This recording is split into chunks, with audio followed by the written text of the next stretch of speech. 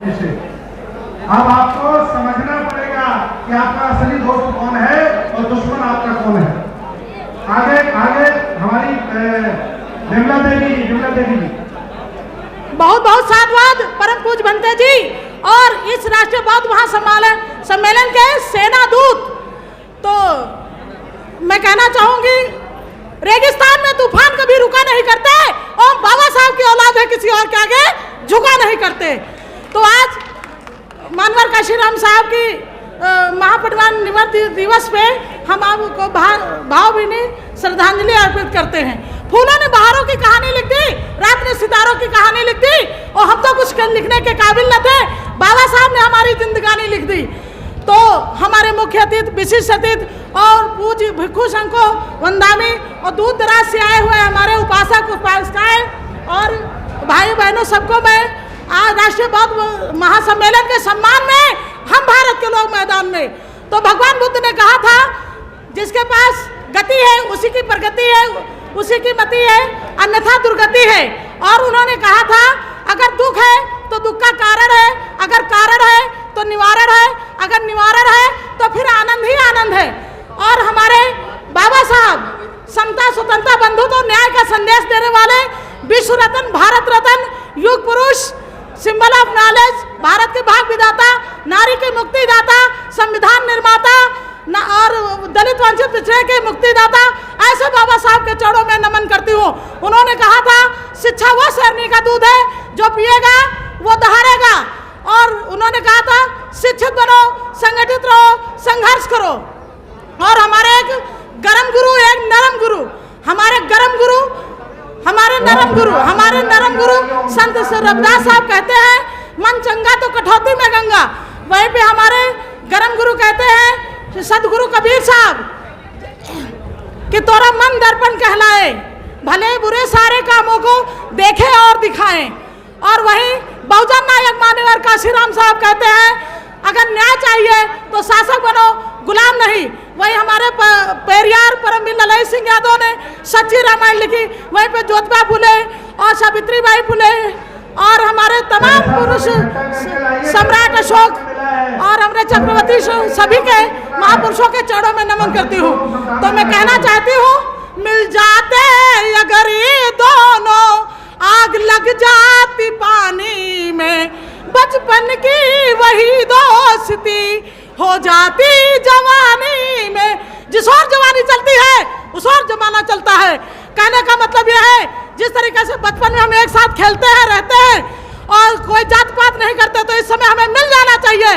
तो कहते हैं, सोच बदल दोगे तो सितारे बदल जाएंगे और नजर बदल दोगे तो नजारे बदल जाएंगे।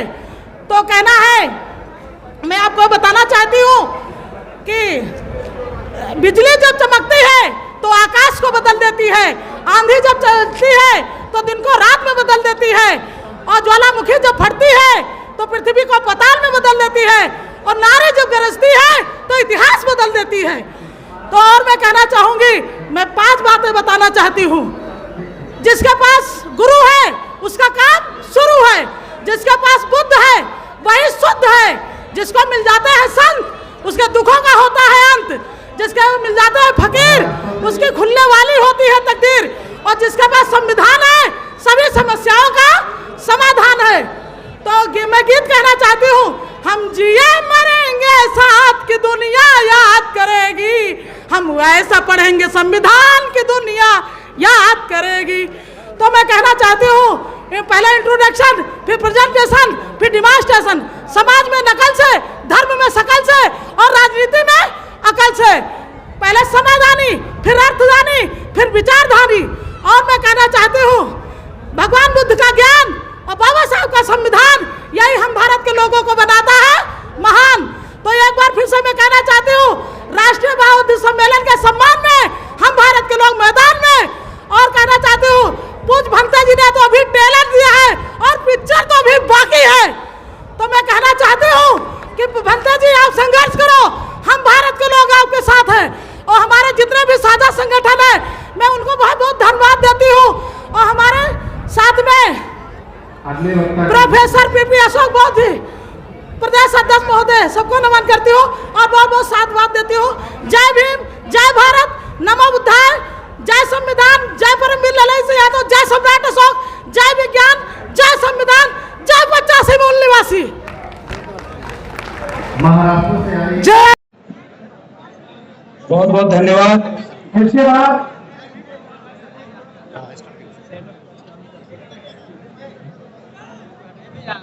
इस आयोजन में देश विदेश से आए हुए आप सभी सम्मानित लोगों को मेरा क्रांतिकारी जय भीम, जय मंडल है, इनकलाब जिंदाबाद है। आज 9 अक्टूबर को सबसे पहले मैं माननीय कांशीराम को याद करना चाहता हूं, जिनका आज स्मृति दिवस है, जिन्होंने उत्तर भारत में खासकर डॉक्टर अंबेडकर और सामाजिक न्याय की लड़ाई को एक सामाजिक सांस्कृतिक आंदोलन की शक्ल में जमीन पर उतारने की एक वृहद विस्तृत कोशिश की।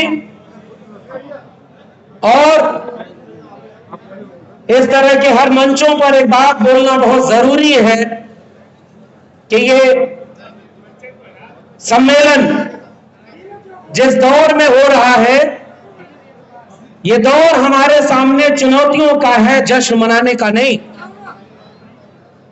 और ये चुनौतियां इस बात की हैं कि आज जितने भी लोग, हम जैसे लोग जाने कहां खोए हुए थे,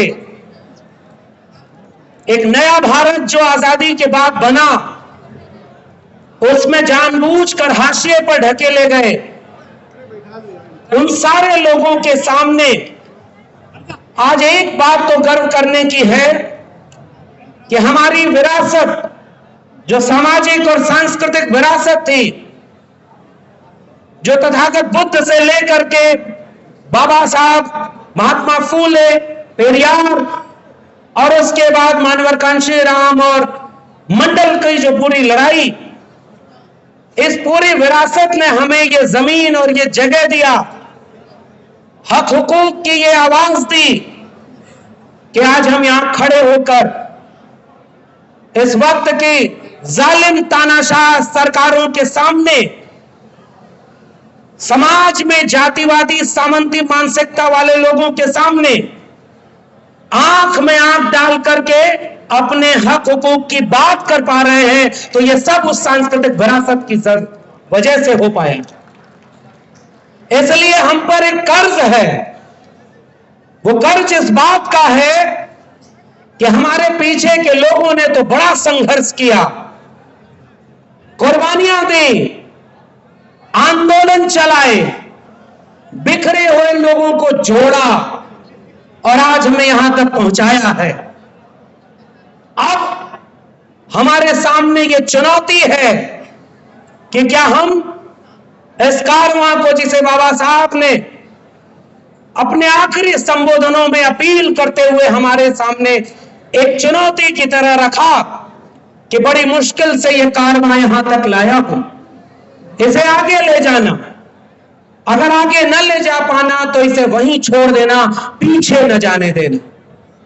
मेरे लिए इस मंच पर खड़े होकर उस चुनौती, उस हकीकत से आपको रूबरू कराने का मन है कि साथियों, हमारे सामने हमारे संघर्षों का हजारों साल पुराना कारवां, जिसके दम पर हम यहां तक पहुंचे, आज हमारी आंखों के सामने वो मीलों पीछे ले जाया जा रहा है।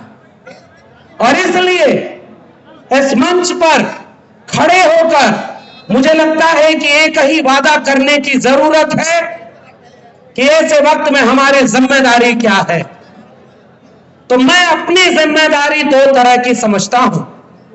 पहली जिम्मेदारी अपनी जड़ों को पहचानने और लोगों को अपनी जड़ों से जोड़ने की होनी चाहिए।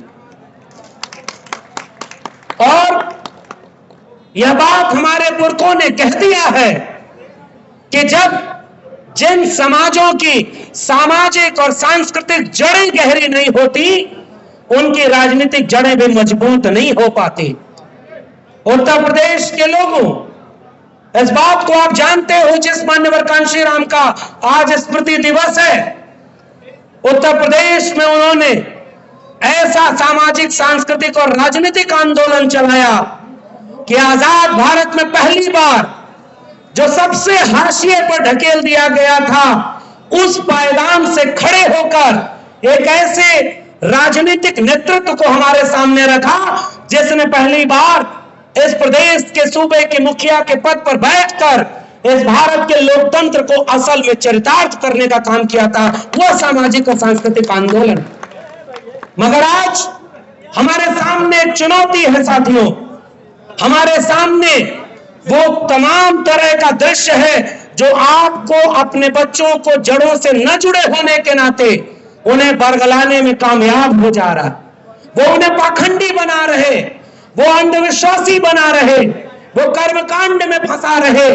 और जब भारत का संविधान लिखा गया, उस समय एक भरोसा इस नए मुल्क में नागरिकों के सामने रखा गया था कि अनुच्छेद 51A के तहत इस देश को हम तर्क, विज्ञान और वैज्ञानिक चेतना से संपन्न करेंगे। और जिस तथागत बुद्ध को हम याद करते हैं, मेरे लिए बुद्ध एक विचार का नाम है जिनके मूल में प्रज्ञाशील करुणा के साथ तर्क विवेक है। और अफसोस ये है कि आज हमारी पीढ़ियों को, नौजवानों को कांवड़ ढूंढने से लेकर मूर्ति पूजा और अंधविश्वास में फंसाकर यह दावा किया जा रहा है कि हम सब हिंदू हैं। इसलिए पहली चुनौती कबूल करिए कि पहली चुनौती इस बात की है कि अपने इतिहास को, अपने जड़ों को अपने घरों तक पहुंचाइए। और वह चुनौती तब साकार होगी जब इन सारे लोगों के लिखे हुए को, उनके विचारों को यानी किताबों के जरिए घर घर पहुंचाया जाएगा। वरना गमले में लगे हुए पौधे एक वक्त के बाद मुरझा जाते हैं।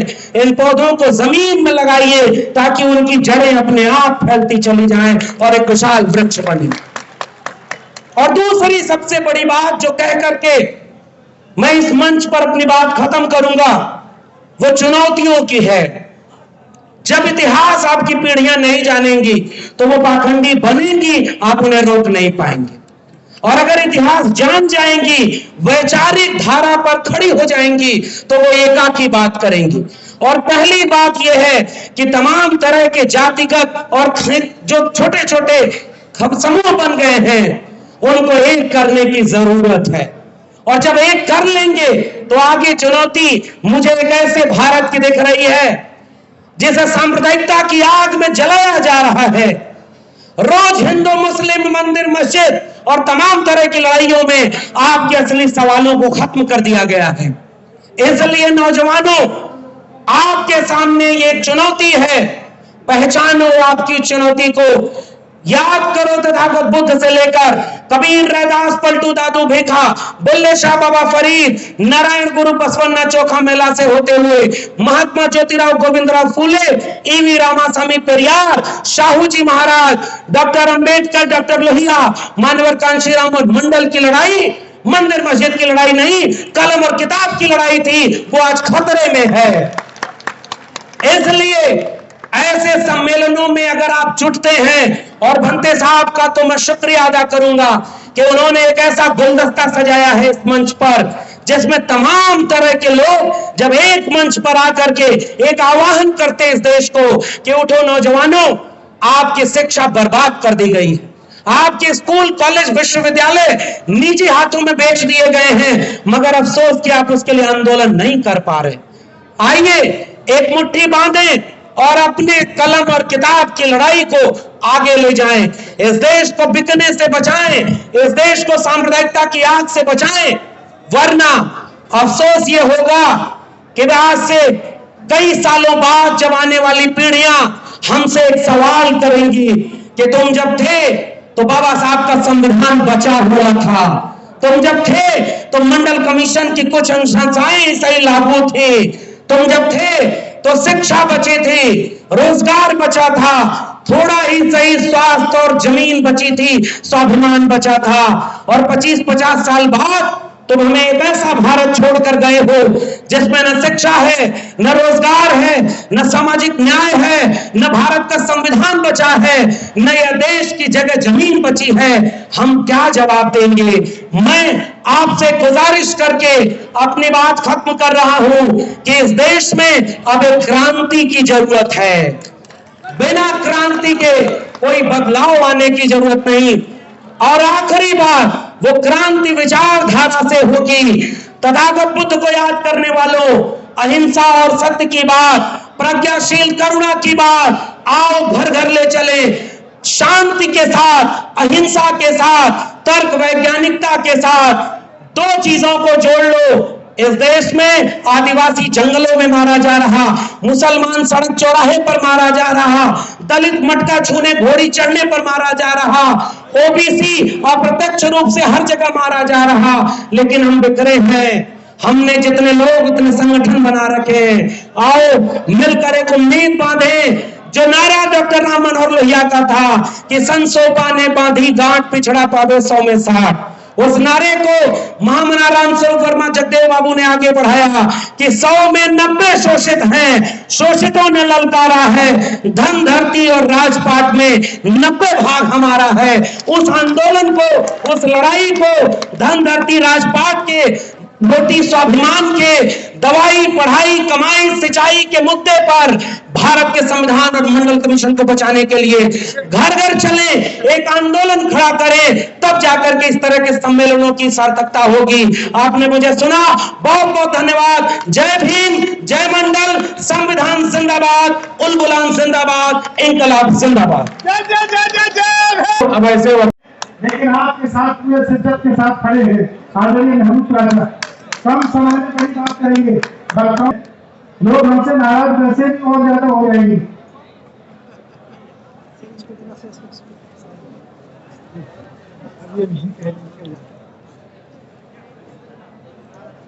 सबसे पहले तो आज के इस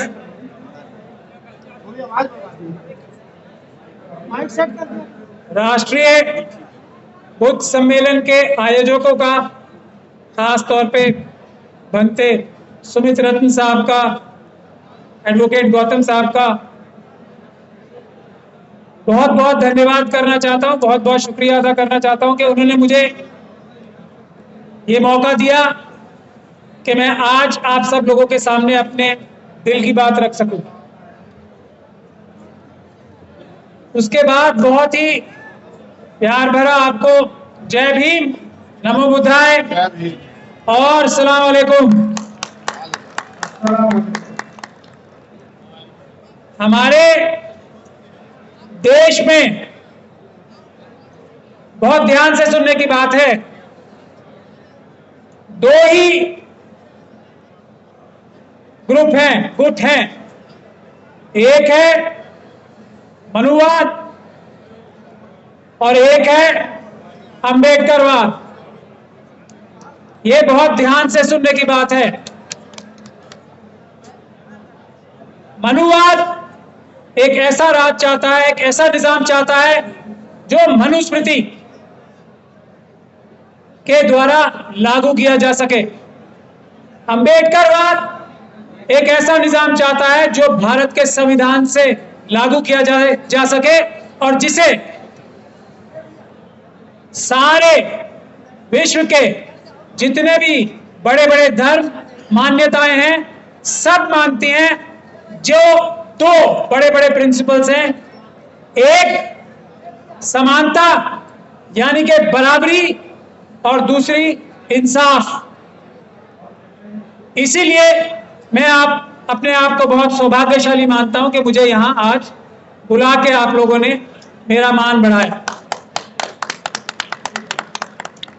क्योंकि मैं वकील हूं तो मेरी जिम्मेदारी है, थोड़ा सा टाइम ज्यादा लूंगा लेकिन जिम्मेदारी है कि आप लोगों को भारत के संविधान और कानून के बारे में बता सकूं और जो हालात आज देश में और पूरी दुनिया में चल रहे हैं उसमें बुद्ध धर्म की इंपॉर्टेंस मैं आपको बता सकूं।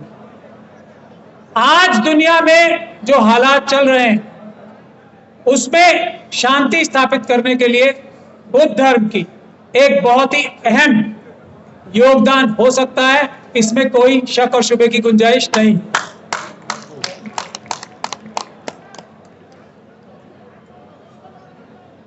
बुद्ध धर्म मनुवाद के खिलाफ जैनिज्म के बाद सबसे बड़ा आंदोलन था और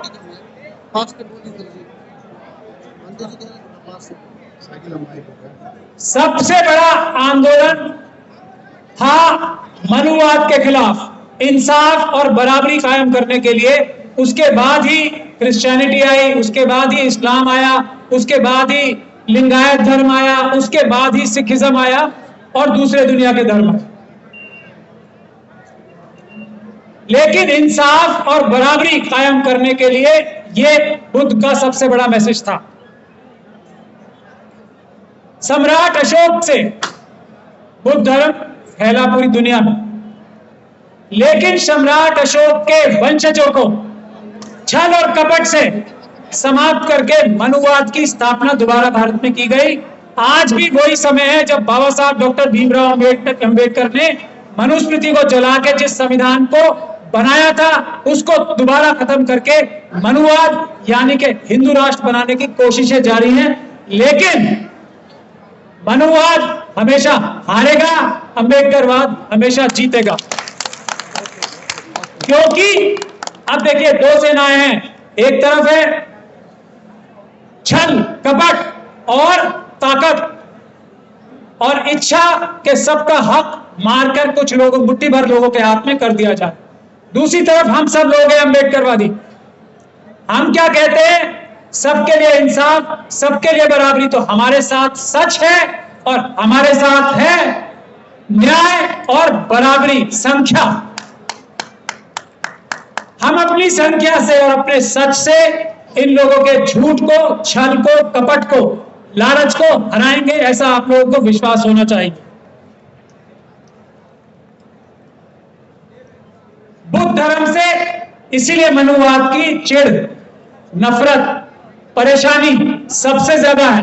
आप लोगों को मुझसे ज्यादा यह मालूम होगा कि लाखों बुद्ध विहार देश में कब्जा कर लिए गए हैं, उनको तोड़कर अलग अलग संस्थान बनाए गए हैं। उन सबको वापस लेने की मुहिम, भंते जी आपके माध्यम से मैं ये कहना चाहता हूं कि आज आपने जो ये समागम किया है, ये शपथ लें और हम सब वकील पूरी ताकत से आपके इस काम में साथ हैं कि लाखों लाख बुद्ध विहार जो गायब कर दिए गए हैं उसको वापस लेने की मुहिम भी आज ही इस सभा से छेड़ी जानी चाहिए, ऐसा मैं निवेदन करना चाहता हूं। हम पूरी वकील कम्युनिटी आपके साथ खड़े हैं। ये मत समझिएगा पूरे बहुजन समाज के सभी वकील, भानु प्रताप जी मेरे साथ यहां पर मौजूद हैं, हम सब आपका साथ नहीं देंगे बल्कि आपसे आगे बढ़कर इस लड़ाई को लड़ेंगे। लेकिन यह लड़ाई छेड़ना सबसे महत्वपूर्ण, सबसे जरूरी है, इस लड़ाई को छेड़ा जाए। एक रिजर्वेशन की बात की जाती है और अभी दिल्ली में जो शपथ ली थी बाबा साहब ने, कुछ लोगों को बाबा साहब की तस्वीर से प्यार आ रहा है, बाबा साहब के कथन से प्यार नहीं है। जिन लोगों को तस्वीर प्यारी है उन लोगों को बाबा साहब की शपथ भी प्यारी होनी चाहिए। पहली बात तो ये, क्या सिर्फ तस्वीर अच्छी लगती है? कहना नहीं बाबा साहब का, कथन अच्छा नहीं लगता? ये कौन सा दो मुही कैरेक्टर है? ये क्या बात है? इसको आवाज उठाना जरूरी है। अगर बाबा साहब की तस्वीर को मानते हो तो बाबा साहब के कहने को भी मानना पड़ेगा, सबको मानना पड़ेगा, प्यार से मानना पड़ेगा, नहीं तो संविधान के डंडे से मानना पड़ेगा। इसमें कोई शक और शुबे की गुंजाइश नहीं रहनी चाहिए। कोई दबाव और प्रेशर नहीं बना पाएगा बाबा साहब की बातों पे अमल करने से। इस सब के लिए भी हम वकील कम्युनिटी आपके साथ खड़े हैं। बिल्कुल निडर होके बाबा साहब के दिखाए हुए रास्ते पर हम सबको चलना है। किसी की मजाल नहीं है, किसी की ताकत नहीं है जो हमें रोक लेगा। ये ऐलान मैं यहां से करना चाहता हूं। मेरे साथ एडवोकेट गौतम भी मौजूद है, भानु प्रताप जी तो हैं ही, मौर्य जी मौजूद हैं। हम लोग मिलके पूरे देश में SC, ST, और मुस्लिम, सिख, क्रिश्चियन, बौद्ध वकीलों की एक पूरी फौज खड़ी करेंगे इस लड़ाई को लड़ने के लिए। और ये जिम्मेदारी सबसे ज्यादा हम एडवोकेट मौर्य साहब की क़यादत में देना चाहते हैं इनको, और इन्होंने ये जिम्मेदारी लेने के लिए हाँ भी की है। आखिरी बात मैं आप लोगों से ये बोलना चाहता हूं कि एक रिजर्वेशन है, रिजर्वेशन बुद्ध समाज के लोगों को अच्छी तरह से समझ के रहना चाहिए इस बात को। यदि कोई भी बुद्ध धर्म को ग्रहण करता है तो उसके रिजर्वेशन पे, उसके कास्ट सर्टिफिकेट पे कोई आंच नहीं आती। ये भी भारत का संविधान है। इसलिए भी मनुवादी आपसे और बुद्ध धर्म से सबसे ज्यादा डरते हैं कि एक तरफ तो ये कहा जाता है ना कि अगर आप किसी और धर्म में जाओगे तो आपकी रिजर्वेशन छीन ली जाएगी, लेकिन बुद्ध धर्म के इख्तियार करने पर, बुद्ध धर्म को ग्रहण करने पर, बुद्ध धर्म की दीक्षा लेने पर रिजर्वेशन कहीं नहीं जाना जाती, रिजर्वेशन मौजूद रहती है। तो जिसका मन बुद्ध धर्म की तरफ है खुल के सामने आए और बुद्ध धर्म की दीक्षा ले। इससे फायदा ही फायदा है, नुकसान कोई नहीं है। रिजर्वेशन बिल्कुल उस पर आंच नहीं आता। और अंत में किसी की देश में मजाल नहीं है कि वो किसी को कोई भी धर्म पालन करने से रोक ले। ये भी आप लोगों को पता होना चाहिए। ये भारत का संविधान है। यदि कोई अपना स्वयं का अकेला आदमी भी धर्म बनाता है तो उसको रोक नहीं सकता कोई कानून ऐसा नहीं है। अपना धर्म बना के उसका प्रचार तक कर सकता है। और बुद्ध धर्म तो कितने कितने देशों में है, भारत से उसकी उत्पत्ति हुई है और कितने देशों में फैल गया है। यहां बुद्ध धर्म के खिलाफ एक बड़ी साजिश हुई सम्राट अशोक के वंशजों के टाइम पे, उसको वापस करने की जिम्मेदारी आप सबकी और अम्बेडकरवादियों की है, संविधान के मानने वालों की, सभी ये बड़ी बड़ी जिम्मेदारी है। तो मैं आप लोगों से अंत में यही गुजारिश करना चाहता हूं कि बिना किसी डर के, बिना किसी शंका के, जिसके मन में भी बुद्ध है वो सामने आए, इंसाफ, बराबरी और भारत के संविधान की रक्षा के लिए और उसको आगे बढ़ाने के लिए काम करे। कोई आपके रास्ते में आएगा तो वकीलों की फौज आपके साथ खड़ी है, तैयार है। आप लोग बिल्कुल भी पीछे कदम नहीं हटाओगे, आगे और आगे बढ़ेंगे। जय भीम, जय भीम, जय भीम, जय भीम, जय भीम, जय भीम। साथियों, इसके बाद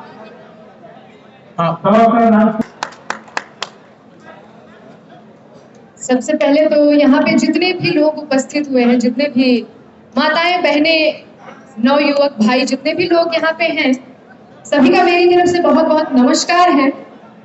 और आज हम लोग मान्यवर कांशी राम जी के नवनिर्माण दिवस पे उपस्थित हुए हैं। वही कांशी राम जी जो चाहते थे कि शिक्षा को बढ़ावा मिले, आप सभी शिक्षित हो, आगे बढ़े, और उन्हीं की बातों को लेकर के हम लोग आगे चले और शिक्षित होकर के इस नए समाज का निर्माण करें जो कि एक शिक्षित समाज हो। उन्हीं के लिए मैं दो लाइन एक छोटा सा गीत आप सभी को मैं सुनाऊंगी, प्रस्तुत करूंगी। अच्छा लगेगा तो आप सभी का सपोर्ट चाहिए। कि नून रोटी खा के भाल जिंदगी बिता, अरे अपने न पढ़ा बाकी बचवन के पढ़ा। कि नून रोटी खा के भाल जिंदगी बितावा, अपने न पढ़ला बाकी बचवन के पढ़ावा। अरे पढ़ी लिखी सीखी उहे जग में महान बा, पढ़ी लिखी सीखी उहे जग में महान बा। पढ़ लिख बबुआ कलमिए में जानबा, पढ़ लिख बबुआ कलमिए में जानबा। कि अरे इहे पढ़ैया अम्बेडकर जी कइले, घरे घरे शिक्षा के अलख जगैले। कि इहे पढ़ैया अम्बेडकर जी कइले, घरे घरे शिक्षा के अलख जगैले कि पढ़ी लिखी राज दिहले देख संविधानवा अब पढ़ी लिखी राज दिहले देख संविधानवा पढ़ लिख बबुआ कलमिए में जानवा पढ़ लिख बबुआ कलमिए में जानवा कि सर्वपल्ली राधा कृष्ण सावित्री बाई अशिक्षित समाज खातिर लड़ले लड़ाई कि सर्वपल्ली राधा कृष्ण सावित्री बाई अशिक्षित समाज खातिर लड़ले लड़ाई कि शिक्षा के गुण गावे वेदवा पुराणवा और शिक्षा के गुण गावे वेदवा पुराणवा पढ़ लिख बबुआ कलमिए में जानवा पढ़ लिख बबुआ कलमिए में जानवा पढ़ लिख बबुआ कलमिए में जानवा। सभी को बहुत बहुत नमस्कार। नमो बुद्धाय। नमो बुद्धाय। नमो बुद्धाय। नमो बुद्धाय। जय भीम जय भारत। जय भीम। नमो बुद्धाय। मैं प्रियंका शाक्य, पत्नी डॉक्टर नवल किशोर शाक्य, सबसे पहले तथागत बुद्ध के चरणों में शीश झुका के नमन करती हूँ और उसके साथ ही साथ हमारे मंच पे उपस्थित सभी भिक्षु संघ को उनके दिव्य चरणों में शीश झुका के नमन करती हूँ।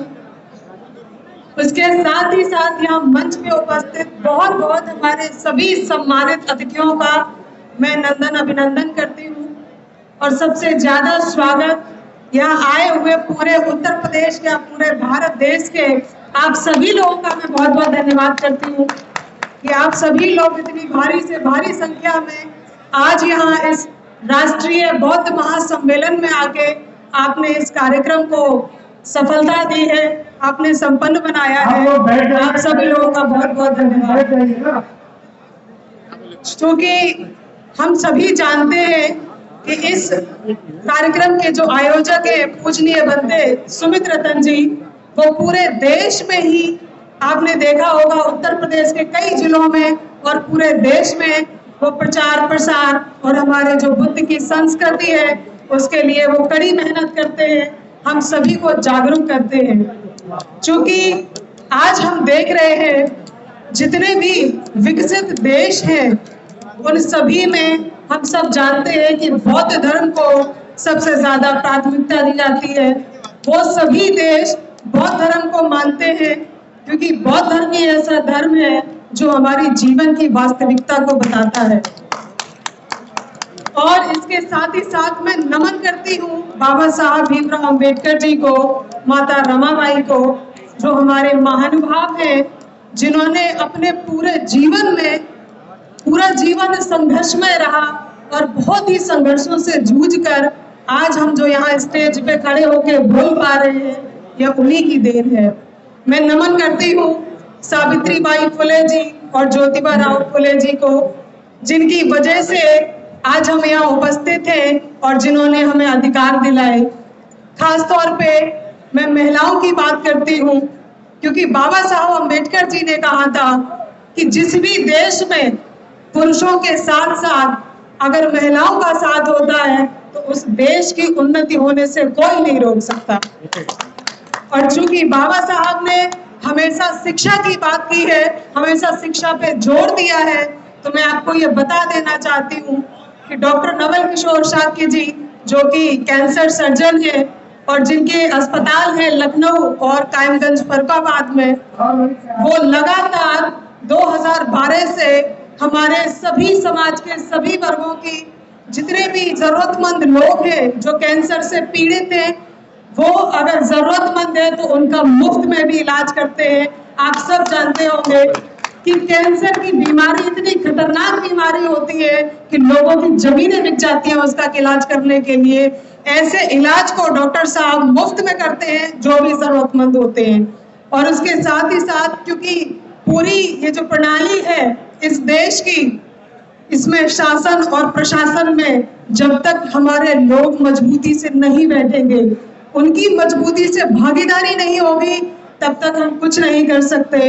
और अगर प्रशासन की बात करें तो जब तक हमारे समाज के लोग डीएम, एसडीएम और बड़े बड़े अधिकारियों पद पे नहीं बैठेंगे, तब तक हम अपनी आवाज मजबूती से नहीं उठा पाएंगे। उसके लिए जरूरी है शिक्षा।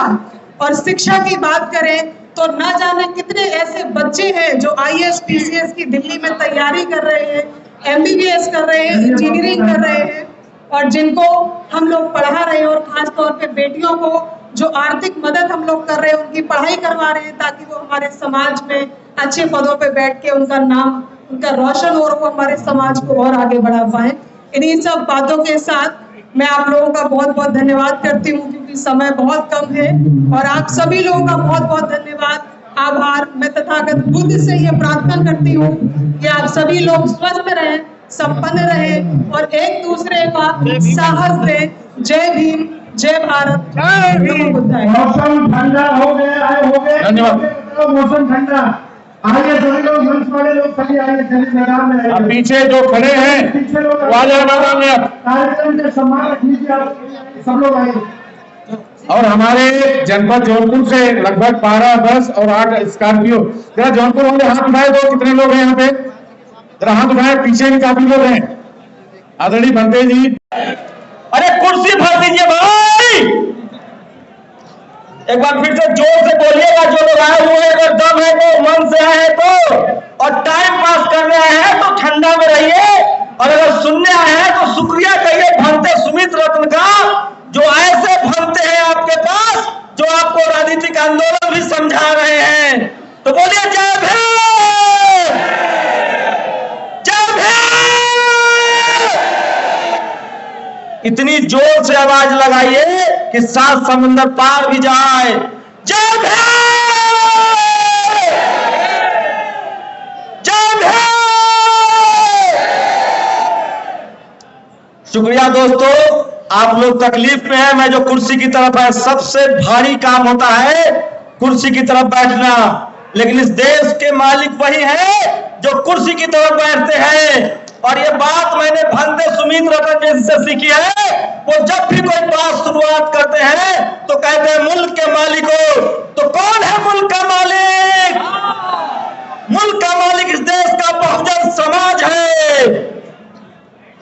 शुक्रिया आप लोगों को, और आप लोगों को देखकर जोश आ गया। और मेरी गुजारिश है कि जो लोग भी नेशनल दस्तक को कम से कम देखते हैं वो तो कुर्सियों पर चले जाएं। हमें अनुशासन भी दिखाना होगा, और ये कोई चंदा की लड़ाई नहीं है, ये आपके और हमारे सम्मान की लड़ाई है, हमारे धर्म की लड़ाई है, और भगवान बुद्ध के विचारधारा को बचाने की लड़ाई है। तो एक बार फिर से बोलिए जय भीम। दोस्तों, मैं पेशे से पत्रकार हूं और मैं जानता हूं कि इस देश के बहुजन समाज के लोग सिर्फ 5 जगहों पर नहीं हैं।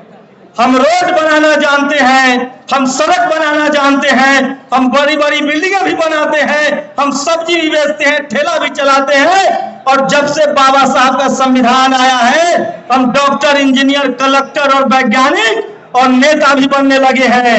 लेकिन उसके बाद भी हमारी हार हो रही है। इसकी वजह हम हैं, हम खुद हैं। पता है क्यों हार रहे हैं हम लोग? क्योंकि हमें बोलना नहीं आता है, हमारी जबान तेज नहीं है, और हमारे दिमाग में डर बैठा हुआ है।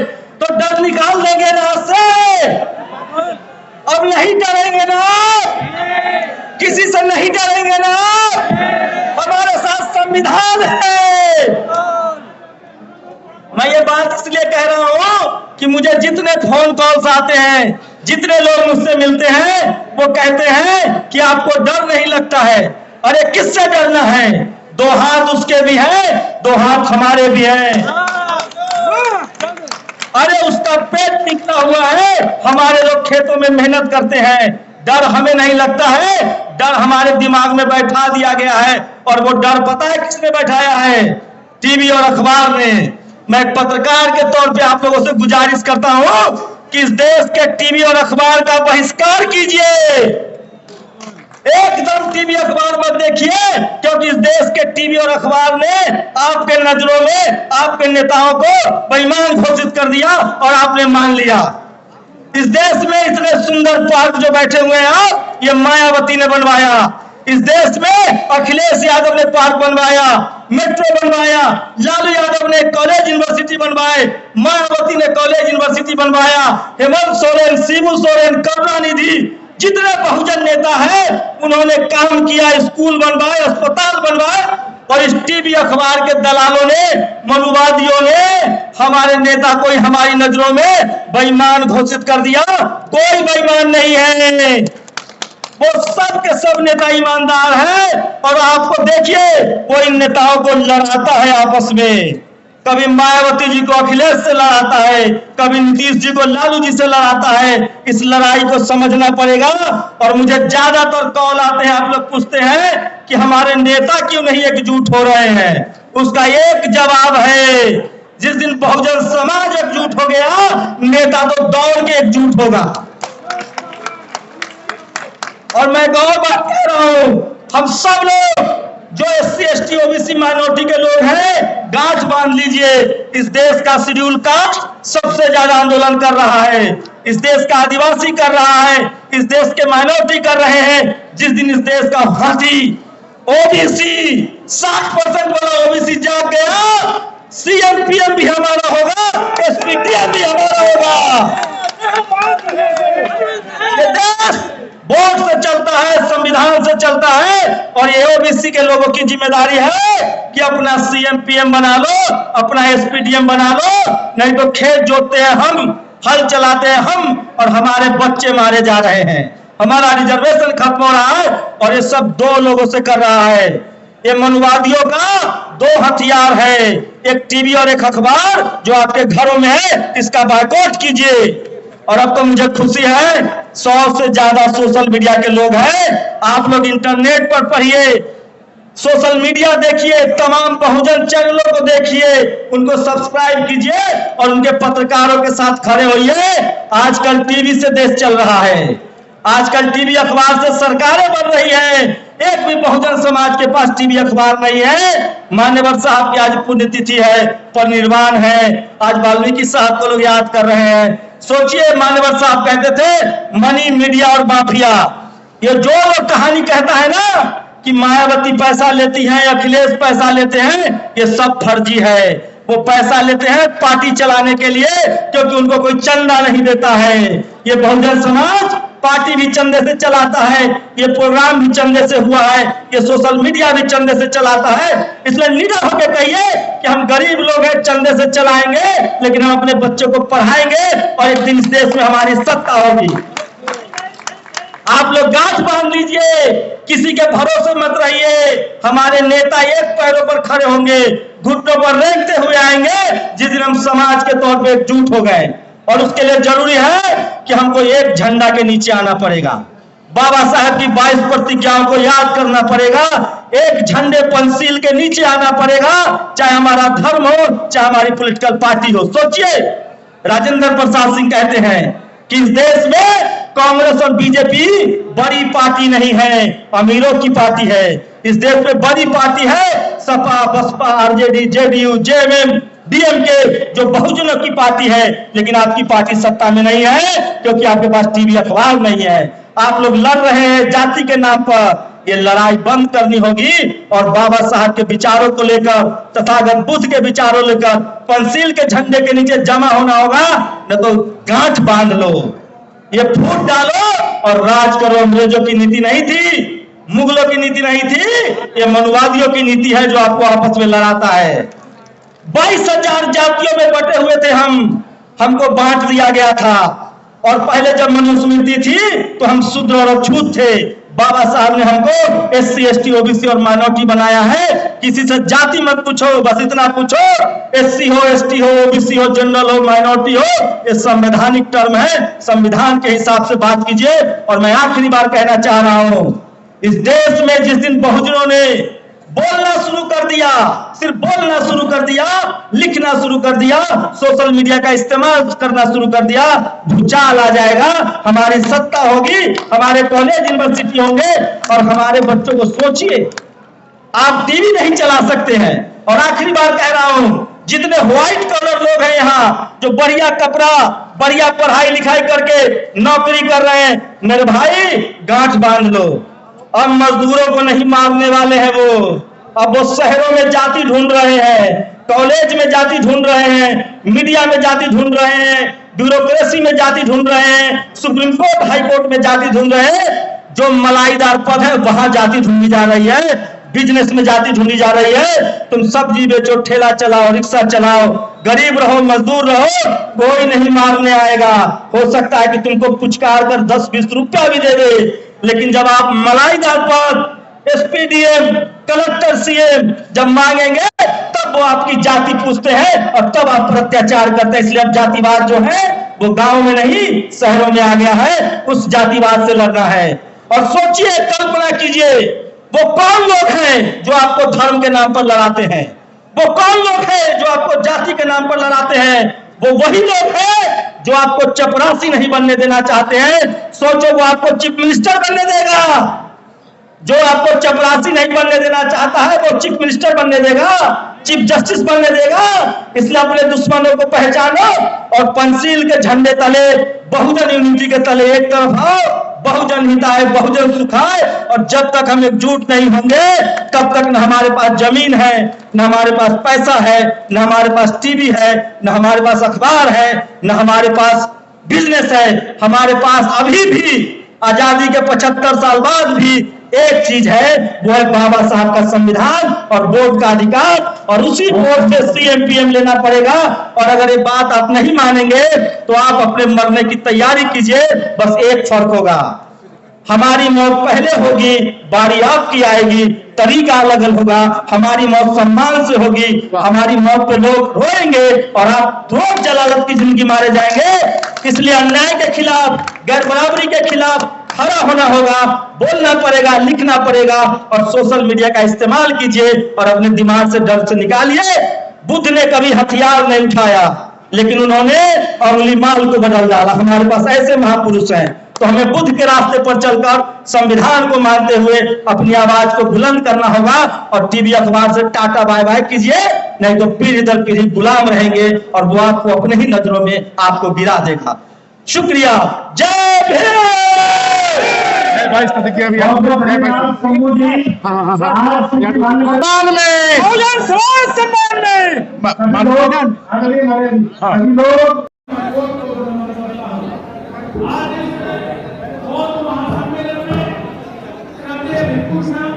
सम्मानित मंच और हमारे जो भंते लोग हैं उनको सबको एक एक ये काम देना और मेरे समक्ष बैठे हुए बहुजन समाज के सभी सम्मानित उपासक और उपासिकाओं सभी को नमो बुद्धाय। जैसा कि तमाम वक्ताओं ने अपनी अपनी बात कही, आज ये बात सत्य है कि बहुजन समाज भटकों के दौर से गुजर रहा है। तथागत बुद्ध ने बहुजन समाज ने जो हमें सिस्टम दिया, ऊंच नीच और छोटे बड़े का, उसको हमने स्वीकार कर लिया। साथियों, हमें दूसरे लोगों को बहुजन समाज जिस दिन उनकी नागपुर वाली दुकान से और वो सामान खरीदना बंद कर देगा तो उनकी दुकान बंद हो जाएगी और ये बाबा साहब तथागत गौतम बुद्ध की विचारधारा चलने लगेगी। जिस दिन के सारे शांत आपके होंगे, आप मांगने वाले नहीं देने वाले बन जाओगे। इसीलिए बहुजन समाज के लोगों से ये मैं अपील करता हूँ कि यदि देने वाला बनना है और देश का शासक बनना है तो आप लोग अपने छोटे बड़े ऊंच नीच की भावना को खत्म कर दो और करुणा, मैत्री और भाईचारा स्थापित कर लो। एक ऐसा सामाजिक वजूद बना लो, कैसा सामाजिक वजूद जो 10% वालों का है।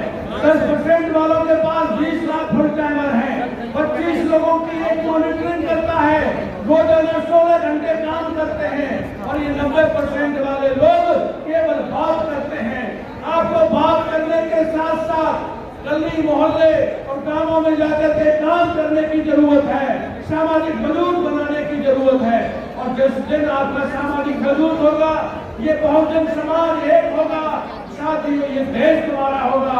किसी को बनाने की जरूरत नहीं पड़ेगी, किसी को मक्कार धोखेबाज नालायक कहने की जरूरत नहीं पड़ेगी। केवल अपने आप को सुधार लो, सारे आपके कष्ट दूर हो जाएंगे। इसी के साथ मैं अपनी बात खत्म करता हूँ। जय भीम, जय भारत, नमो बुद्धाय।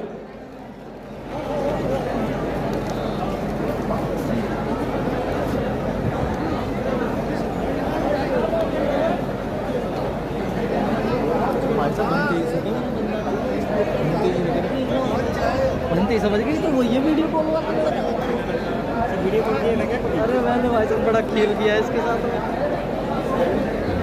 खूब डॉट से अंता नहीं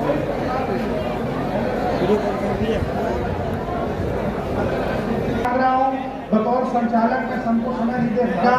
कई लोग हैं वो अपने मन में गाड़ी बांध के न जाए, क्योंकि अब अगला हम कार्यक्रम आपको बुलाएंगे हुए कहना चाहूँगा साथियों, आज का समय पागल है,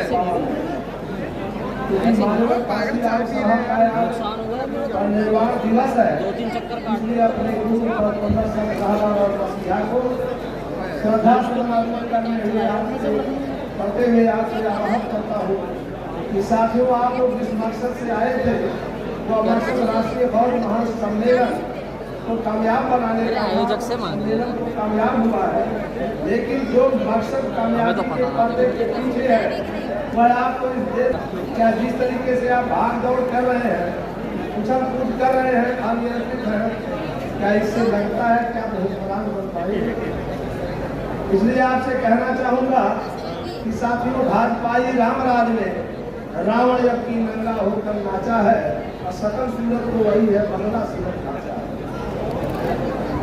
इसलिए कहना चाहूँगा कि साथियों, अभी भगवान बुद्ध के परिशीलों का आपने उपदेश ग्रहण किया है। नंबर मेरा डिस्क्रिप्शन से विरत रहने का संकल्प लेते हैं, चोरी से विरत रहने का संकल्प ले रहे हैं, झूठ बोलने से विरत रहने का संकल्प ग्रहण करते हैं, व्यभिचार से विरत रहने का संकल्प ग्रहण करते हैं और नशाखोरी से विरत रहने का संकल्प।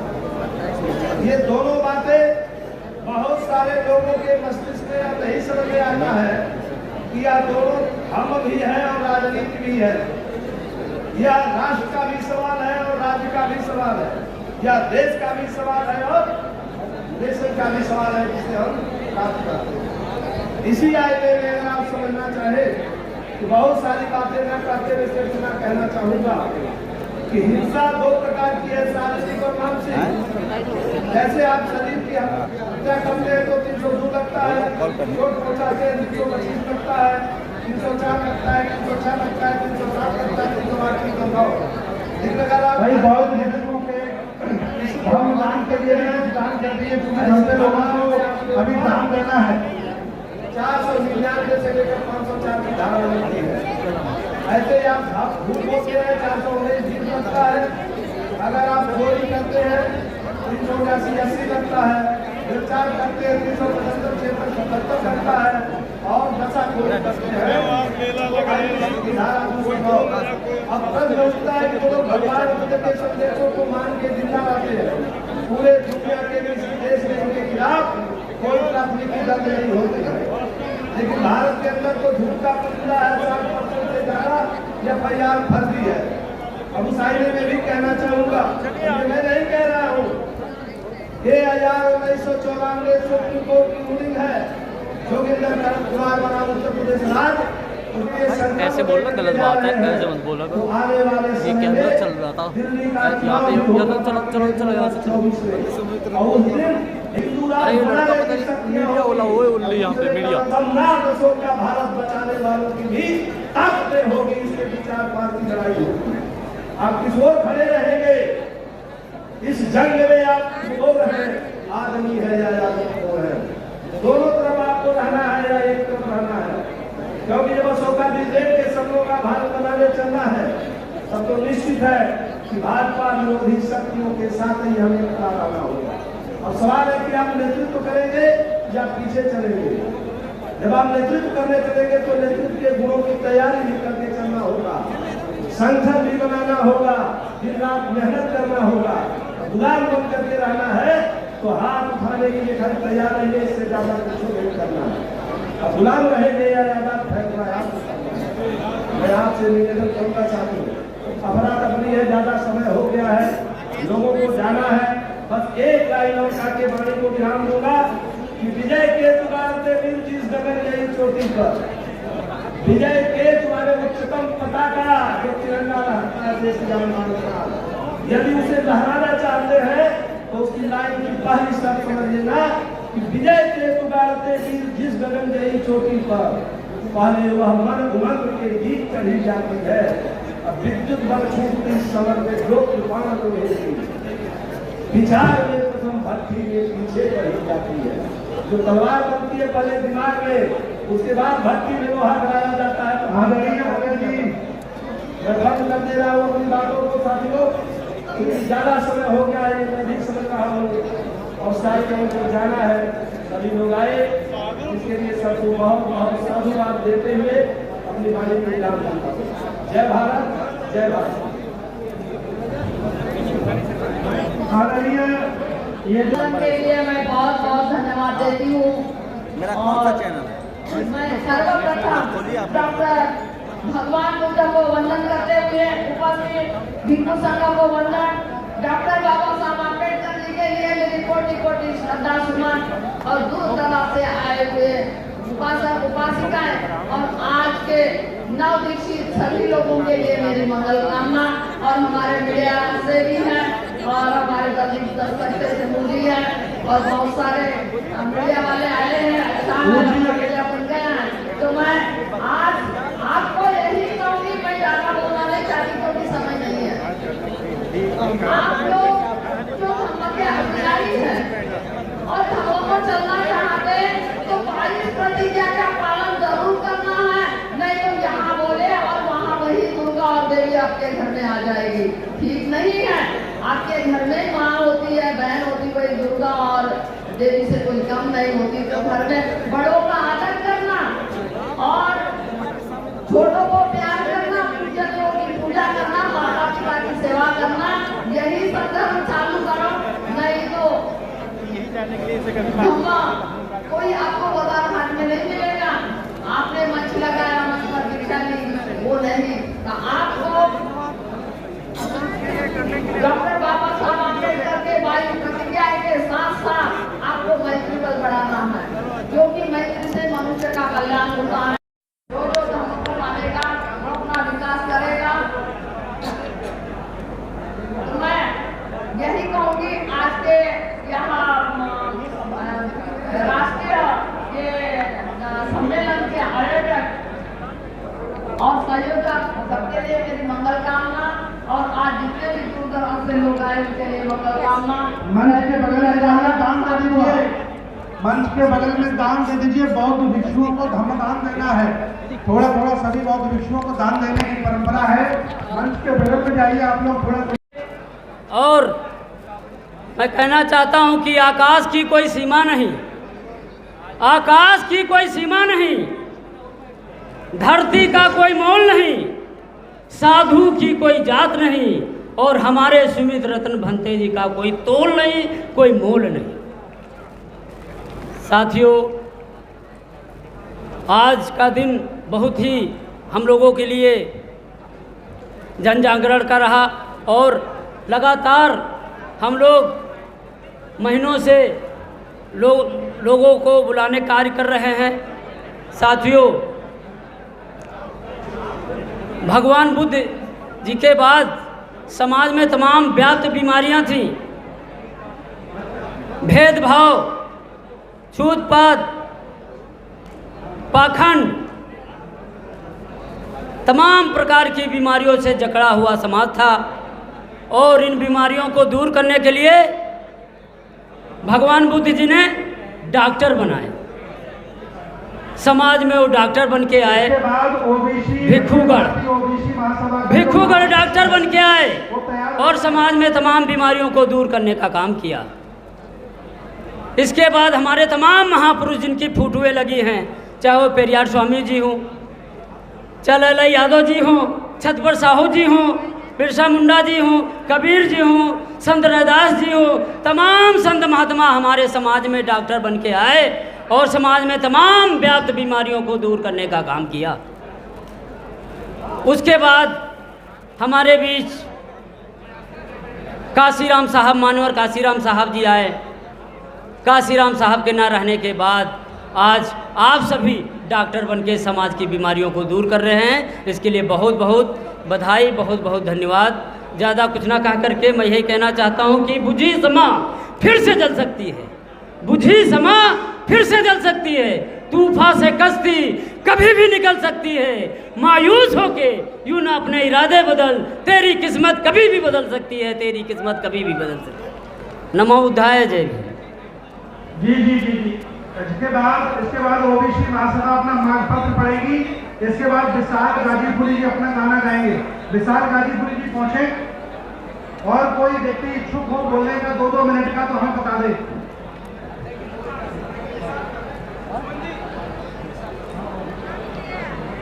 नमो बुद्धाय, नमो बुद्धाय, जय भीम। नमो बुद्धाय, जय भीम। नमो बुद्धाय, जय भीम। जय ज्योतिबा फुले, जय ज्योतिबा फुले। सर पर्चे अपना मैं ओबीसी यशपाल सिंह, प्रदेश अध्यक्ष अखिल भारतीय ओबीसी महासभा, ओबीसी SC ST संयुक्त मोर्चा। ये प्रोग्राम में देखिए आपने सभी की बातें सुनी और किस तरह का उत्पीड़न, शोषण और अत्याचार इस शोषित, वंचित, पीड़ित समाज के साथ होता चला आ रहा है। इससे आप चिरपरिचित हैं। जो पैसा हुआ इकट्ठा हुआ उससे कलेक्शन करना और को दाम देना है। समय की मांग के अनुसार हमने विभिन्न मंचों के माध्यम से, विभिन्न ज्ञापनों के माध्यम से अखिल भारतीय ओबीसी महासभा द्वारा अपनी मांगें सरकार तक पहुंचाई और पुनः हम अपनी मांगें ही आज रख रहे हैं। सरकार से, राज्य सरकार से भी और केंद्र सरकार से भी अनुरोध कर रहे हैं कि हमारी इन मांगों पर सहानुभूतिपूर्वक विचार करें और इनको तत्काल इन पर निर्णय लें और लागू करें। यही हमारी अपील है इस मंच के माध्यम से और ये संदेश हम सरकार को देना चाहते हैं। पहली हमारी मांग है जातीय गणना कराई जाए, जाति गणना कराई जाए। हर जगह जहां हमारे हक अधिकार की बात आती है वहां पर कहते हैं आपकी गणना ही नहीं है, कोई संख्या का मालूम ही नहीं है, इसलिए आपका ये इतना हिस्सेदारी नहीं है। तो पहला हमारी गणना कराई जाए। हमारी नहीं, हम तो कहते हैं सभी की गणना करा लीजिए, कौन कितना है, दूध का दूध और पानी का पानी हो जाएगा। दूसरा हमारा है बौद्ध को पृथक धर्म की मान्यता दी जाए। बौद्ध को पृथक धर्म की मान्यता दी जाए, इसे हिंदू धर्म का भाग न माना जाए। तीसरा हमारा है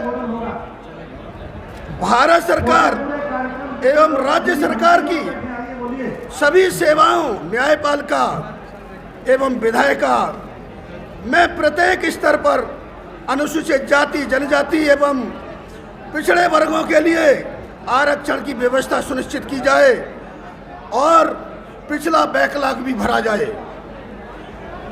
चौथी हमारी मांग है अनुसूचित जाति, जनजाति एवं पिछड़े वर्गों को निजी क्षेत्र की सभी नौकरियों में आरक्षण दिया जाए। उच्च न्यायालय एवं सर्वोच्च न्यायालय के जजों की नियुक्ति को वर्तमान व्यवस्था कॉलेजियम को तत्काल समाप्त किया जाए। हमारी छठी डिमांड है निजी क्षेत्र में न्यूनतम मजदूरी और कार्य की अवधि नियत करने हेतु नए श्रम कानून बनाए जाएं। सातवीं हमारी मांग है गुणवत्तापूर्वक शिक्षा एवं चिकित्सा निःशुल्क और या अथवा अत्यंत कम कीमत पर उपलब्ध कराई जाए। सार्वजनिक क्षेत्रों के प्रतिष्ठानों के निजीकरण को तत्काल रोका जाए। 9वीं मांग हमारी है अंतर्राष्ट्रीय या अंतरधार्मिक, अंतरजातीय या अंतरधार्मिक विवाह के उपरांत उत्पन्न संतानों की जाति या धर्म क्या है, इस पर भारतीय संसद द्वारा स्पष्ट कानून बनाया जाए। 10वीं हमारी मांग है लेटरल एंट्री के माध्यम से की जा रही भर्तियां तत्काल बंद किया जाए। 11वीं हमारी डिमांड है पुरानी पेंशन योजना लागू की जाए। 12वीं डिमांड है हमारी अंतिम, उच्च शिक्षण संस्थानों विश्वविद्यालयों में कुलपति, प्रोफेसर, असिस्टेंट प्रोफेसर के पदों की नियुक्ति में आरक्षण व्यवस्था लागू की जाए। तो ये किस तरह से भेदभाव हो रहा है, ये हमारी डिमांड है। ये भेदभाव तभी दूर हो सकता है जब हमारी इन मांगों पर सरकार विचार करे। अगर ये सरकार हमारी इन मांगों पर विचार नहीं करती है तो अखिल भारतीय ओबीसी महासभा अपने ओबीसी समाज और SC/ST समाज के साथ में आंदोलन करने के लिए बाध्य होगी। धन्यवाद, धन्यवाद सभी का, बहुत बहुत धन्यवाद। इसके बाद आ जाए हमारी निर्देश जी, अगर हो निर्देश जी आ जाए, बिमला जी पहुंचे, बिमला जी। मित्रों, डॉक्टर मौर्य जी नाराज मत हुई हमसे। हम लोग जाति जनगणना की जब बात करते हैं तो हर कोई सोचता है कि हम लोग आरक्षण की बात कर रहे हैं, लेकिन जाति जनगणना उस चीज़ को दिखाता है कि पैर धुलवाने वाला कौन है और पैर धोने वाला कौन है जो है। लेकिन यहाँ आप सब लोग आए हैं, सबसे पहले सब लोग एक कसम खा के जाइए कि आज से पंडित पुजारी पंडों को दान, मतदान और सम्मान कोई नहीं करेगा जो है, और जो करेगा वो बहुजन समाज का हितैषी नहीं होगा जो है।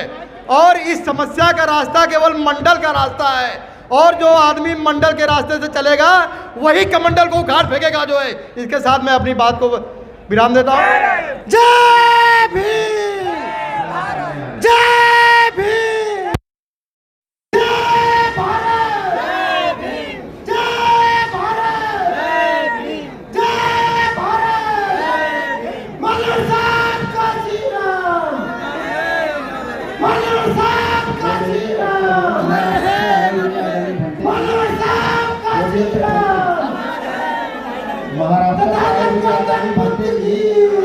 अपने वक्ता के रूप में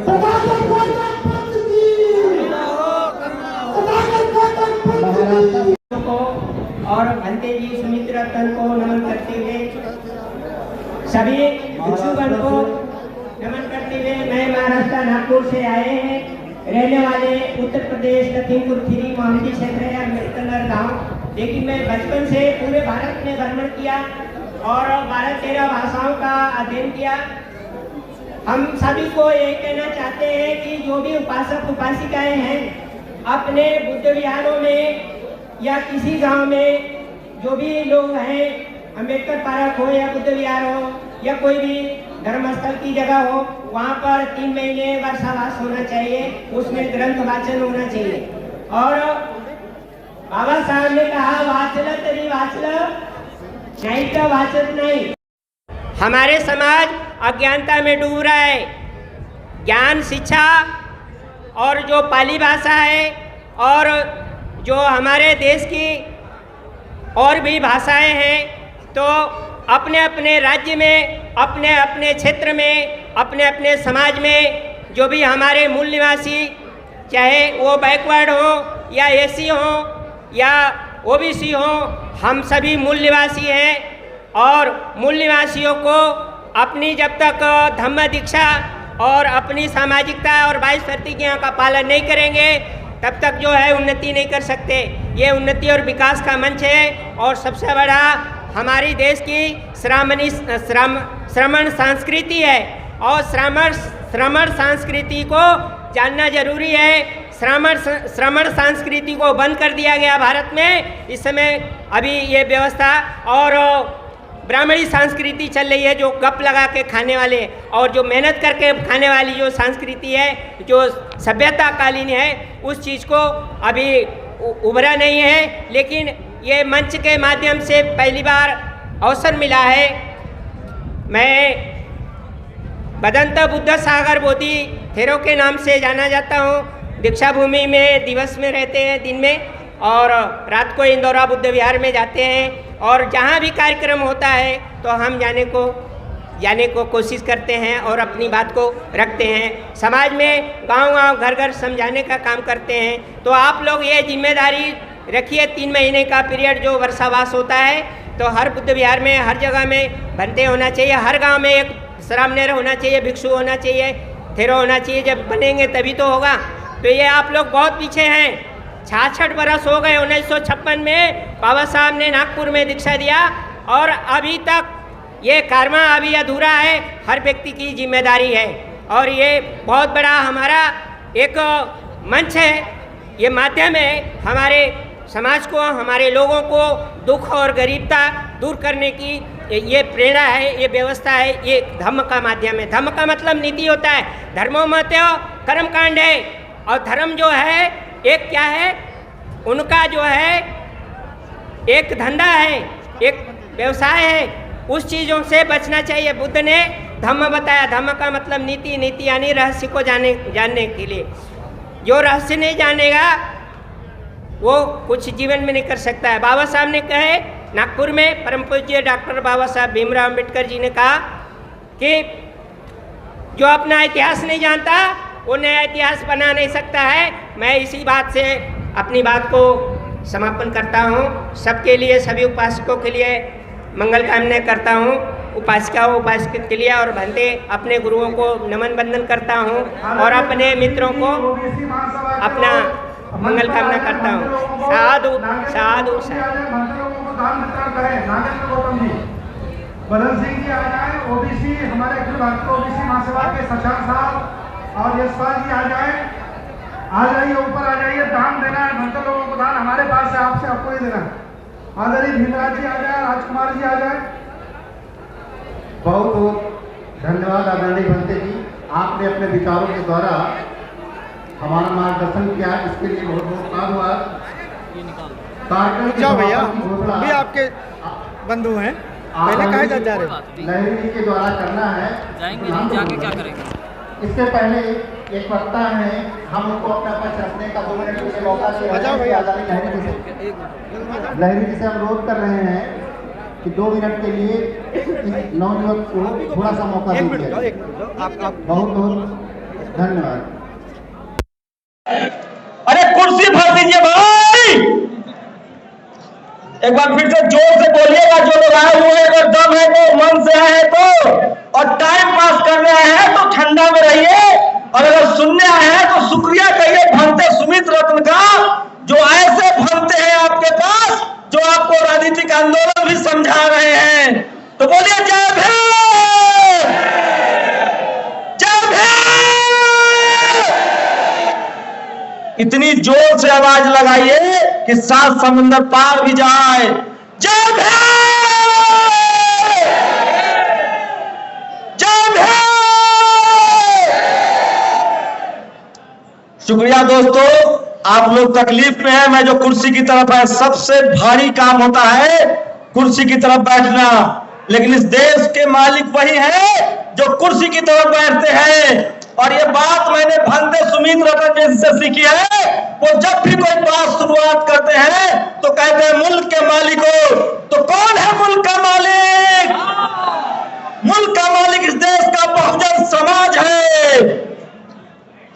शुक्रिया आप लोगों को, और आप लोगों को देखकर जोश आ गया। और मेरी गुजारिश है कि जो लोग भी नेशनल दस्तक को कम से कम देखते हैं, वो तो कुर्सियों पर चले जाएं। हमें अनुशासन भी दिखाना होगा, और ये कोई चंदा की लड़ाई नहीं है, ये आपके और हमारे सम्मान की लड़ाई है, हमारे धर्म की लड़ाई है, और भगवान बुद्ध के विचारधारा को बचाने की लड़ाई है। तो एक बार फिर से बोलिए जय भीम। दोस्तों, मैं पेशे से पत्रकार हूं और मैं जानता हूं कि इस देश के बहुजन समाज के लोग सिर्फ 5 जगहों पर नहीं हैं। हम रोड बनाना जानते हैं, हम सड़क बनाना जानते हैं, हम बड़ी बड़ी बिल्डिंगें भी बनाते हैं, हम सब्जी भी बेचते हैं, ठेला भी चलाते हैं। और जब से बाबा साहब का संविधान आया है, हम डॉक्टर, इंजीनियर, कलेक्टर और वैज्ञानिक और नेता भी बनने लगे हैं। लेकिन उसके बाद भी हमारी हार हो रही है। इसकी वजह हम हैं, हम खुद हैं। पता है क्यों हार रहे हैं हम लोग? क्योंकि हमें बोलना नहीं आता है, हमारी जबान तेज नहीं है और हमारे दिमाग में डर बैठा हुआ है। तो डर निकाल देंगे ना से? अब नहीं डरेंगे ना? किसी से नहीं डरेंगे ना? हमारे साथ संविधान है। मैं ये बात इसलिए कह रहा हूं कि मुझे जितने फोन कॉल्स आते हैं, जितने लोग मुझसे मिलते हैं, वो कहते हैं कि आपको डर नहीं लगता है। अरे किससे डरना है? 2 हाथ उसके भी हैं, 2 हाथ हमारे भी हैं। अरे उसका पेट निकला हुआ है, हमारे लोग खेतों में मेहनत करते हैं। डर हमें नहीं लगता है, डर हमारे दिमाग में बैठा दिया गया है। और वो डर पता है किसने बैठाया है? टीवी और अखबार ने। मैं पत्रकार के तौर पे आप लोगों से गुजारिश करता हूं कि इस देश के टीवी और अखबार का बहिष्कार कीजिए। एकदम टीवी अखबार मत देखिए, क्योंकि इस देश के टीवी और अखबार ने आपके नजरों में आपके नेताओं को बेईमान घोषित कर दिया और आपने मान लिया। इस देश में इतने सुंदर पार्क जो बैठे हुए हैं आप, ये मायावती ने बनवाया। इस देश में अखिलेश यादव ने पार्क बनवाया, मेट्रो बनवाया, लालू यादव ने कॉलेज यूनिवर्सिटी बनवाए, मायावती ने कॉलेज यूनिवर्सिटी बनवाया, हेमंत सोरेन, शिबू सोरेन, करुणानिधि, जितने बहुजन नेता हैं उन्होंने काम किया, स्कूल बनवाए, अस्पताल बनवाए। और इस टीवी अखबार के दलालों ने, मनुवादियों ने हमारे नेता को हमारी नजरों में बेईमान घोषित कर दिया। कोई बेईमान नहीं है, वो सब के सब नेता ईमानदार है। और आपको देखिए, वो इन नेताओं को लड़ाता है आपस में। कभी मायावती जी को अखिलेश से लड़ाता है, कभी नीतीश जी को लालू जी से लड़ाता है। इस लड़ाई को समझना पड़ेगा। और मुझे ज्यादातर कॉल आते हैं, आप लोग पूछते हैं कि हमारे नेता क्यों नहीं एकजुट हो रहे हैं। उसका एक जवाब है, जिस दिन बहुजन समाज एकजुट हो गया, नेता तो दौड़ के एकजुट होगा। और मैं गौर बात कह रहा हूं, हम सब लोग जो SC ST OBC माइनॉरिटी के लोग हैं, गांठ बांध लीजिए। इस देश का शेड्यूल कास्ट सबसे ज्यादा आंदोलन कर रहा है, इस देश का आदिवासी कर रहा है, इस देश के माइनॉरिटी कर रहे हैं। जिस दिन इस देश का हाथी OBC 60% वाला OBC जाग गया, CM PM भी हमारा होगा, SPTM भी हमारा होगा। ये देश वोट से चलता है, संविधान से चलता है। और ये OBC के लोगों की जिम्मेदारी है कि अपना CM PM बना लो, अपना SPDM बना लो, नहीं तो खेत जोतते हैं हम, हल चलाते हैं हम, और हमारे बच्चे मारे जा रहे हैं, हमारा रिजर्वेशन खत्म हो रहा है। और ये सब 2 लोगों से कर रहा है। ये मनुवादियों का 2 हथियार है, एक टीवी और एक अखबार जो आपके घरों में है, इसका बायकॉट कीजिए। और अब तो मुझे खुशी है, 100 से ज्यादा सोशल मीडिया के लोग हैं। आप लोग इंटरनेट पर पढ़िए, सोशल मीडिया देखिए, तमाम बहुजन चैनलों को देखिए, उनको सब्सक्राइब कीजिए और उनके पत्रकारों के साथ खड़े होइए। आजकल टीवी से देश चल रहा है, आजकल टीवी अखबार से सरकारें बन रही हैं। एक भी बहुजन समाज के पास टीवी अखबार नहीं है। मान्यवर साहब की आज पुण्यतिथि है, परिनिर्वाण है, आज वाल्मीकि साहब को लोग याद कर रहे हैं। सोचिए, मान्यवर साहब कहते थे मनी, मीडिया और माफिया। ये जो वो कहानी कहता है ना कि मायावती पैसा लेती है, अखिलेश पैसा लेते हैं, ये सब फर्जी है। वो पैसा लेते हैं पार्टी चलाने के लिए, क्योंकि उनको कोई चंदा नहीं देता है। ये बहुजन समाज पार्टी भी चंदे से चलाता है, ये प्रोग्राम भी चंदे से हुआ है, ये सोशल मीडिया भी चंदे से चलाता है। इसलिए निडर होकर कहिए कि हम गरीब लोग हैं, चंदे से चलाएंगे, लेकिन हम अपने बच्चों को पढ़ाएंगे और एक दिन इस देश में हमारी सत्ता होगी। आप लोग गांठ बांध लीजिए, किसी के भरोसे मत रहिए। हमारे नेता एक पैरों पर खड़े होंगे, घुटनों पर रेंगते हुए आएंगे, जिस दिन हम समाज के तौर पे एकजुट हो गए। और उसके लिए जरूरी है कि हमको एक झंडा के नीचे आना पड़ेगा, बाबा साहब की 22 प्रतिज्ञाओं को याद करना पड़ेगा, एक झंडे पंचशील के नीचे आना पड़ेगा, चाहे हमारा धर्म हो, चाहे हमारी पॉलिटिकल पार्टी हो। सोचिए, राजेंद्र प्रसाद सिंह कहते हैं कि इस देश में कांग्रेस और बीजेपी बड़ी पार्टी नहीं है, अमीरों की पार्टी है। इस देश में बड़ी पार्टी है सपा, बसपा, आरजेडी, जेडीयू, जेएमएम, डीएमके, जो बहुजनों की पार्टी है। लेकिन आपकी पार्टी सत्ता में नहीं है क्योंकि आपके पास टीवी अखबार नहीं है। आप लोग लड़ रहे हैं जाति के नाम पर। ये लड़ाई बंद करनी होगी और बाबा साहब के विचारों को लेकर, तथागत बुद्ध के विचारों लेकर पंचशील के झंडे के नीचे जमा होना होगा, न तो गांठ बांध लो, ये फूट डालो और राज करो। अंग्रेजों की नीति नहीं थी, मुगलों की नीति नहीं थी, ये मनुवादियों की नीति है जो आपको आपस में लड़ाता है। 22,000 जातियों में बटे हुए थे हमको बांट दिया गया था। और पहले जब मनुस्मृति थी तो हम शूद्र और अछूत थे। बाबा साहब ने हमको SC, ST, OBC और माइनॉरिटी बनाया है। किसी से जाति मत पूछो, बस इतना पूछो, SC हो, ST हो, OBC हो, जनरल हो, माइनॉरिटी हो, ये संवैधानिक टर्म है। संविधान के हिसाब से बात कीजिए। और मैं आखिरी बार कहना चाह रहा हूं, इस देश में जिस दिन बहुजनों ने बोलना शुरू कर दिया, सिर्फ बोलना शुरू कर दिया, लिखना शुरू कर दिया, सोशल मीडिया का इस्तेमाल करना शुरू कर दिया, भूचाल आ जाएगा। हमारी सत्ता होगी, हमारे कॉलेज यूनिवर्सिटी होंगे और हमारे बच्चों को सोचिए, आप टीवी नहीं चला सकते हैं। और आखिरी बार कह रहा हूं, जितने व्हाइट कलर लोग हैं यहाँ, जो बढ़िया कपड़ा, बढ़िया पढ़ाई लिखाई करके नौकरी कर रहे हैं, मेरे भाई गांठ बांध लो। अब मजदूरों को नहीं मारने वाले हैं वो। अब वो शहरों में जाति ढूंढ रहे हैं, कॉलेज में जाति ढूंढ रहे हैं, मीडिया में जाति ढूंढ रहे हैं, ब्यूरोक्रेसी में जाति ढूंढ रहे हैं, सुप्रीम कोर्ट, हाई कोर्ट में जाति ढूंढ रहे हैं। जो मलाईदार पद है वहां जाति ढूंढी जा रही है, बिजनेस में जाति ढूंढी जा रही है। तुम सब्जी बेचो, ठेला चलाओ, रिक्शा चलाओ, गरीब रहो, मजदूर रहो, कोई नहीं मारने आएगा। हो सकता है कि तुमको पुचकार कर 10-20 रुपया भी दे दे, लेकिन जब आप मलाईदार पद, SPDM, कलेक्टर, CM जब मांगेंगे तब वो आपकी जाति पूछते हैं और तब आप पर अत्याचार करते हैं। इसलिए अब जातिवाद जो है वो गांव में नहीं शहरों में आ गया है। उस जातिवाद से लड़ना है। और सोचिए, कल्पना कीजिए, वो कौन लोग हैं जो आपको धर्म के नाम पर लड़ाते हैं? वो कौन लोग हैं जो आपको जाति के नाम पर लड़ाते हैं? वो वही लोग हैं जो आपको चपरासी नहीं बनने देना चाहते हैं। सोचो, वो आपको चीफ मिनिस्टर बनने देगा? जो आपको चपरासी नहीं बनने देना चाहता है वो चीफ मिनिस्टर बनने देगा, चीफ जस्टिस बनने देगा।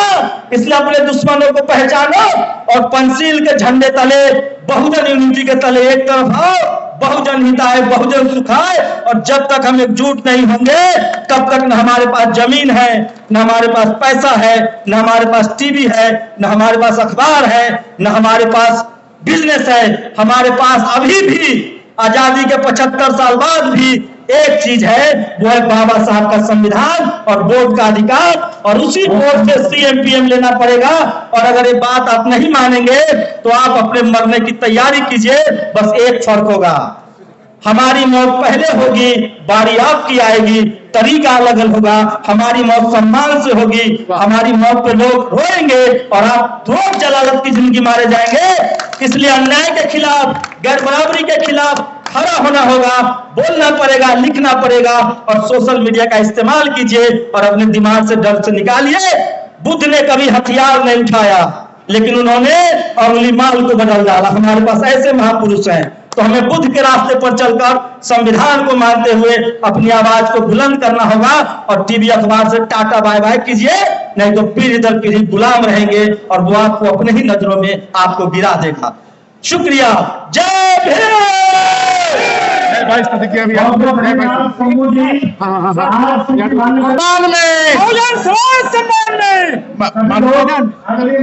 हाँ